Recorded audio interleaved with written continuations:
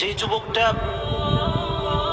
3 থেকে 4 বছর হয়ে গেল কোনোদিনও ফজরের নামাজে আল্লাহর দরবারে হাজিরা দিল না, কোনোদিনও তাহাজ্জুদের নামাজটা আদায় করলো না, কোনোদিনও ওযু করে আল্লাহর সামনে দাঁড়ালো না, ঘুম চলে আসছে, হুজুর ঘুমের জন্য উঠতে পারি না, সেই যুবক ব্রাজিলের খেলা দেখার জন্য রাত 3টা 4টা পর্যন্ত জেগে থাকে। তোমার ঈমান কোথায়? তোমার ঈমান কোথায়? রবের সামনে দাঁড়াবার জন্য হাজার বাহানা।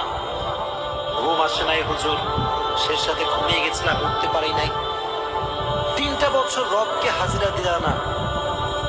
কবে ফজরের নামাজ জামাতের সঙ্গে পড়েছো কোনো খবর নাই, কিন্তু তুমি আর্জেন্টিনা খেলা দেখার জন্য 4টা পর্যন্ত অ্যালার্ম দিয়ে জেগে থাকো। তোমার কপালে জাহান্নাম ছাড়া কিছু জুটবে না।